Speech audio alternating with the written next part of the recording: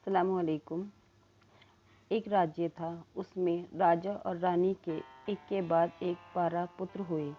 उन दोनों ने अपने बच्चों के नाम पर 12 स्तंभों का निर्माण किया। लेकिन तभी भविष्यवाणी हुई कि यदि रानी की 13वीं संतान भी लड़का नहीं बल्कि लड़की हुई तो रानी के सभी बच्चे अपनी बहन के छूते ही 12 कौओं में बदल जाएंगे।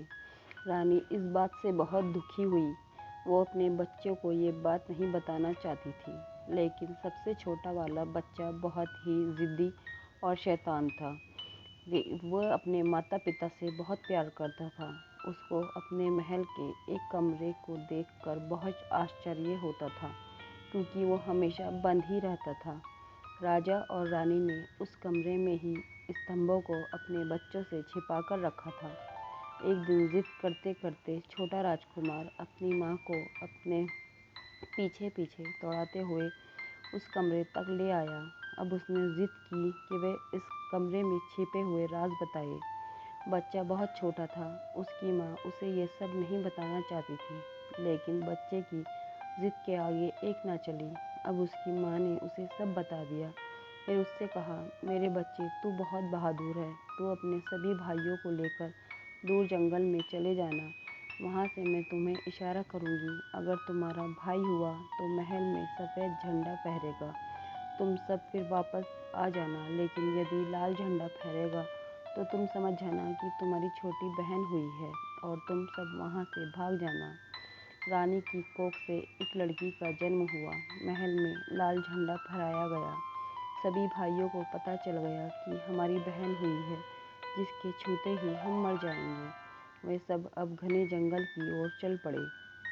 जंगल में उन्होंने अपने रहने के लिए एक छोटी सी झोपड़ी बनाई। सबसे छोटा भाई घर पर ही रहता था। बाकी भाई जंगल में खाने पीने का सामान ढूंढने के लिए विचरण करते थे। कुछ साल यूं ही बीत गए। सभी बड़े हो गए। राजकुमारी भी महल में अब बड़ी हो चुकी थी और बहुत सुंदर भी। एक दिन उसने भी 12 स्तंभों वाला कमरा देखा और अपनी माँ से उसका राज पूछा।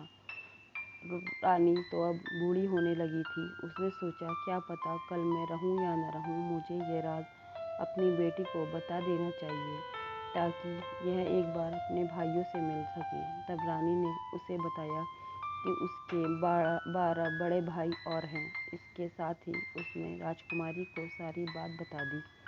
राजकुमारी बिना कुछ सोचे समझे जंगल की ओर चल पड़ी। अपने भाइयों को ढूंढने के लिए राजकुमारी घने जंगल की ओर चली गई।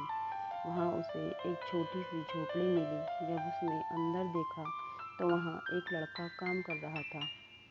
वो और कोई नहीं बल्कि उसका भाई ही था। लेकिन जैसे ही वह उससे मिली, उसको अपनी सारी कहानी बता ही रही थी कि उसके सारे भाई वहाँ पहुँच गए। सभी भाइयों ने उसकी बात सुनी और उसे यह बताया कि उसके होने के बाद से वे सब लड़कियों से नफरत करने लगे हैं। लेकिन आज अपनी बहन को देखकर उनकी सारी नफरत प्रेम में बदल गई। जैसे ही उन सभी ने अपनी बहन को स्पर्श करने के लिए हाथ बढ़ाया, उसके स्पर्श से सारे भाई कौओं में बदल गए। राजकुमारी को माँ की बात याद आई। अब वह इन सब का दोष स्वयं को देने लगी। तभी वहाँ एक सुंदर सी परी प्रकट हुई। उसने राजकुमारी से कहा, उदास न हो। यदि तुम 5 साल बिना बोले रहो तो तुम्हारे भाई वापस से इंसान बन सकते हैं। तब राजकुमारी ने कहा, मैं अपने भाइयों के लिए कुछ भी कर सकती हूँ। राजकुमारी ने प्रण लिया कि अब वह 5 सालों तक कुछ भी नहीं बोलेगी, मौन ही रहेगी। वह जाकर एक पेड़ पर बैठ गई और 5 साल खत्म होने का इंतज़ार करने लगी। तभी वहाँ एक दिन यमन देश का राजकुमार गुजरा। उसने राजकुमारी को देखा। वो उसके मन को भा गई। उसने राजकुमारी से विवाह करने का फैसला कर लिया। लेकिन कुछ भी पूछने पर राजकुमारी ने कोई भी उत्तर नहीं दिया। राजकुमार पेड़ पर गया और वहाँ से राजकुमारी को पेड़ से उतार कर महल ले गया। उन दोनों का विवाह हो गया। राजकुमार की माँ बहुत गंदी थी। उसने राजकुमारी के गूंगे और बहरे होने पर राजकुमार को बहुत भड़काया। राजकुमार अपनी पत्नी से प्रेम करता था, लेकिन अपनी माँ के भड़काने पर वो भी क्रोधित हो गया। उसने राजकुमारी को मारने का फैसला किया। 5 वर्ष भी पूरे होने ही वाले थे। एक बड़ी सी ज्वाला का प्रबंध किया गया। सैनिक राजकुमारी को ज्वाला में भस्म करने जा ही रहे थे कि 5 साल की आखिरी क्षण भी खत्म हो गया।